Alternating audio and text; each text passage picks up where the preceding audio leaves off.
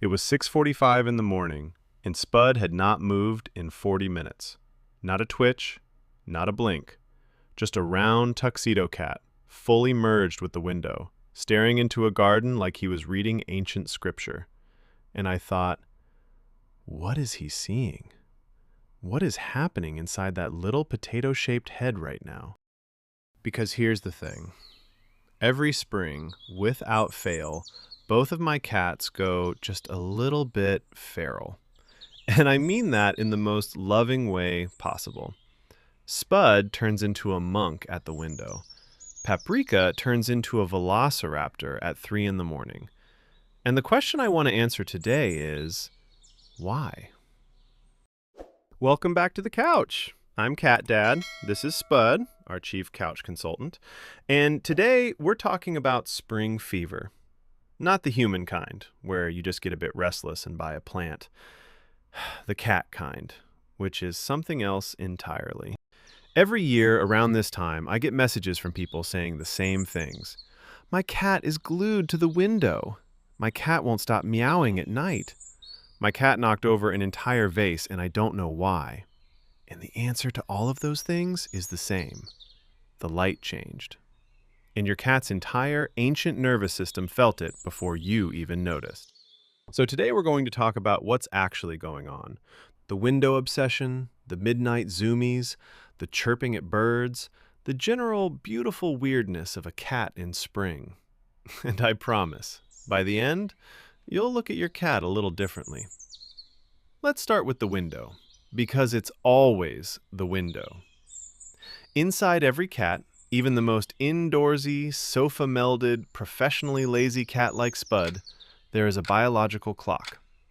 And that clock doesn't run on hours. It runs on light.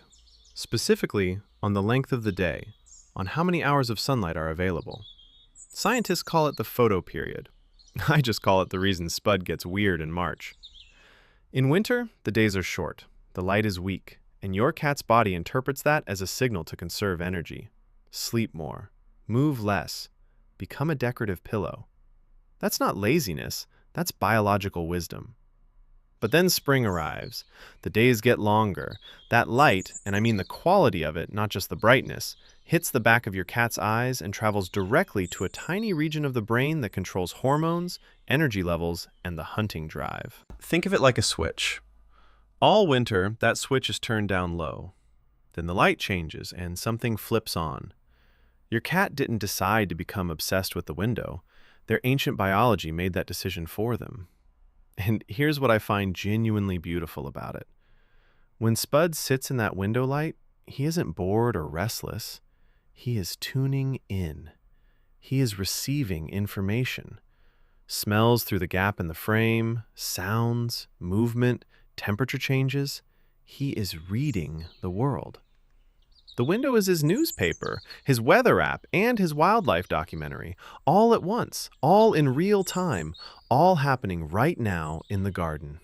Now let's talk about Paprika, because Paprika is a different story entirely. If Spud is the monk of spring, Paprika is the hurricane. And every spring, without fail, the 3 AM Zoomies get louder, longer, and considerably more structural damage adjacent.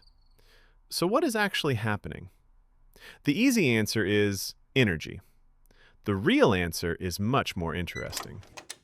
Cats are crepuscular. That means their peak activity times are naturally dawn and dusk, the exact same windows when their prey would be most active. Small animals, birds, insects, they all move at those transitional light moments.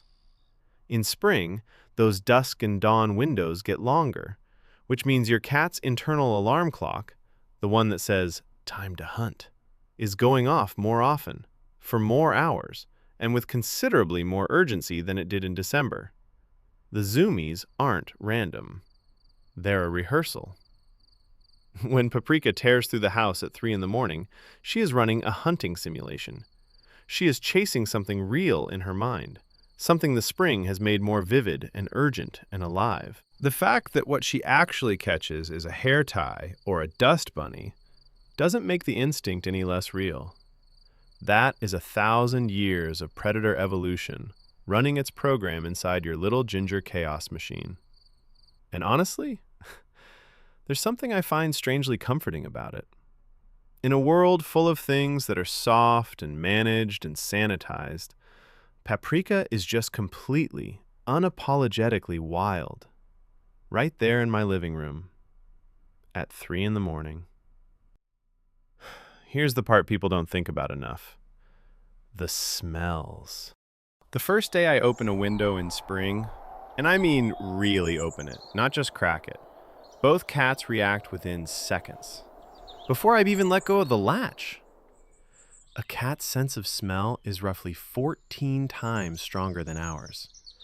But beyond the raw power of it, they process smell differently. It isn't just information.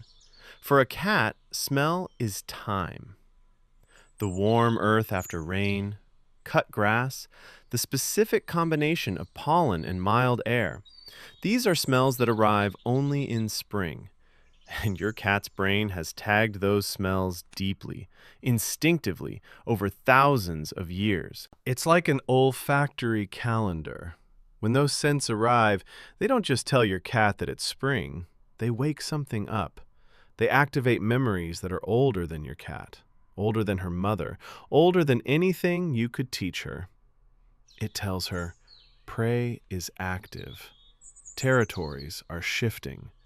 The world is open. Go. And speaking of the window flowers, Paprika has on multiple occasions attempted to eat the herbs I put on the sill.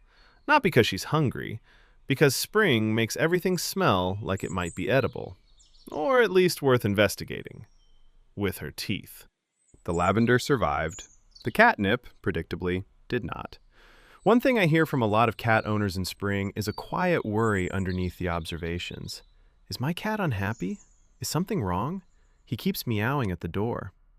And I want to address this directly because I think it matters. Seasonal restlessness in cats is not a sign of a problem. It's a sign of a very alive animal.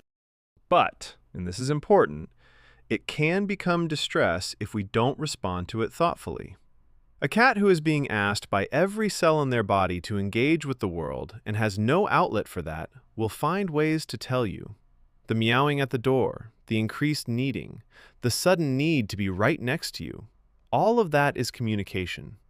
Your cat is full of something in spring, and they're sharing it with you. That's the bond.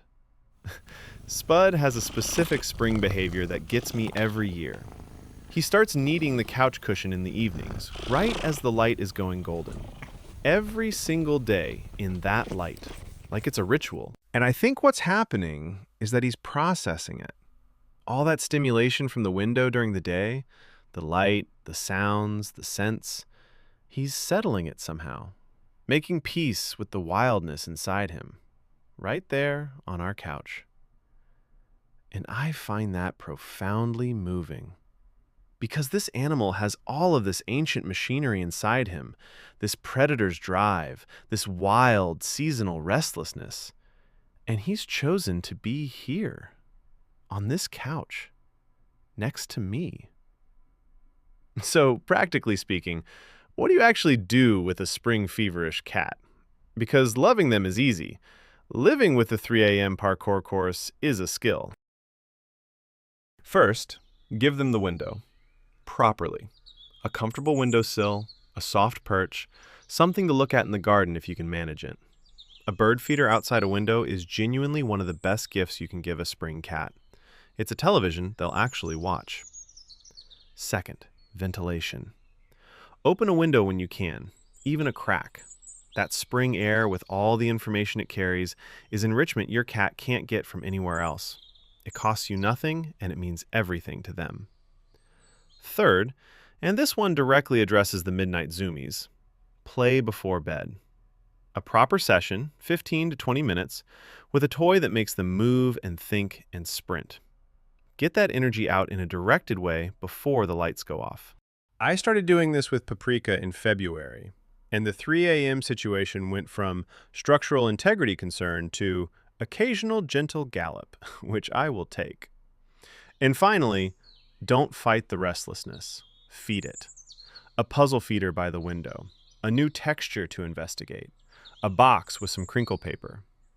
In spring, your cat's brain is at its most curious and activated. Give it something to do. Here's what I keep coming back to, after years of spring with these two. Spring doesn't just wake up the garden. It wakes up your cat's oldest self. The part that existed before sofas and kibble and central heating.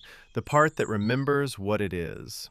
And the fact that they live that ancient self inside our homes, inside our routines, right next to us on the couch, I don't think that's small. I think that's one of the genuinely remarkable things about sharing your life with a cat. If your cat is glued to the window right now, let them be. If they're a little louder, a little faster, a little more everything than usual, that's the season talking. All you have to do is listen. I'm Cat Dad. This has been Spud's Couch. If this helped you understand your cat or just made you look at them a little more carefully today, then we did something right. Come sit with us next time. Spud says goodbye in his own way, which is to say, he doesn't. He's still watching the garden. He'll be here when you get back. Thanks for watching. Subscribe. Explore the other videos. This really means a lot to me.